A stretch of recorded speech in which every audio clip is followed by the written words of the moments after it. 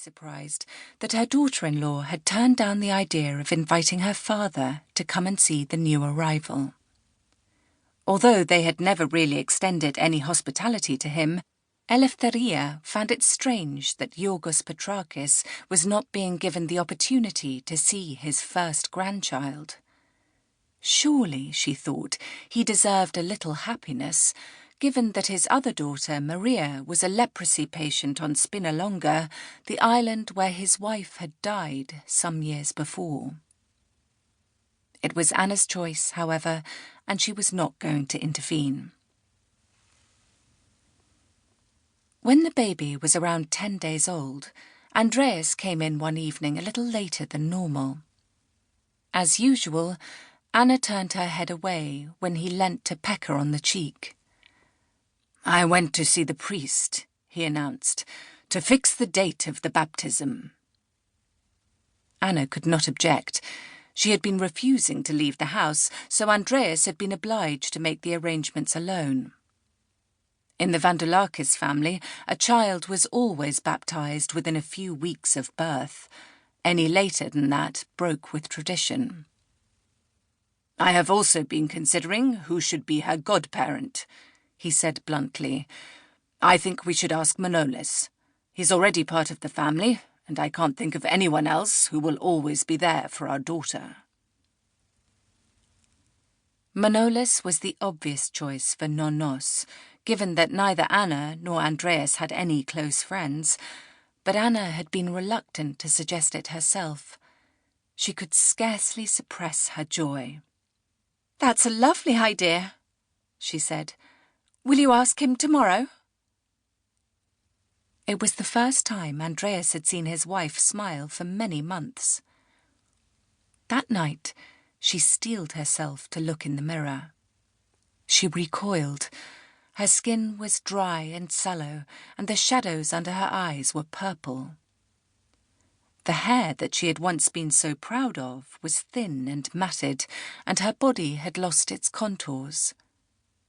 It was a shock, but now that she had an incentive, she resolved to regain the looks that she had prized so much, the looks that had made her such a prize.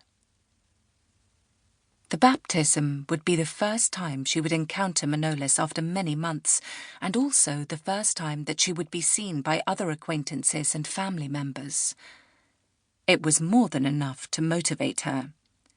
She began to eat better, to take fresh air, to apply the best face creams, to massage olive oil into her hair until it gleamed again, and quickly summoned the dressmaker to make her a new outfit for the occasion.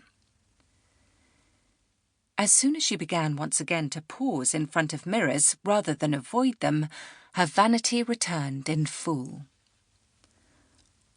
Although she was still slightly slimmer than she had been in previous years, her breasts became plump again, and she enjoyed the contrast with her new, smaller waistline.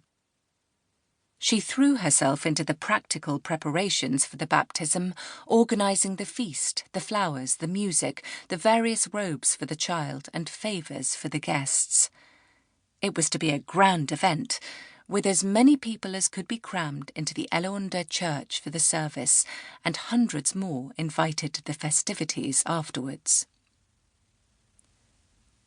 When the date finally came in late September, Anna felt ready.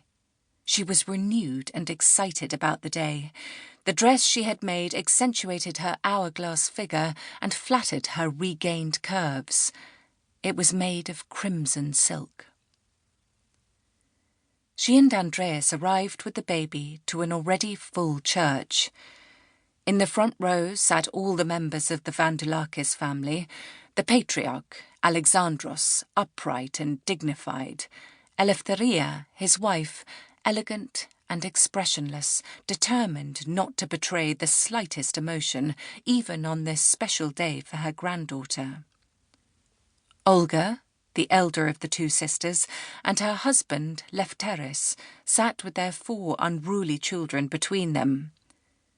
Irene, the other sister, sat with her 2-year-old daughter on her lap, nervously looking around for her husband, who eventually arrived halfway through the service. the others at the front of the church. To keep listening to this audiobook, I've left you a link in the description so you can do it, at no cost thanks to Audible's 30-day free trial.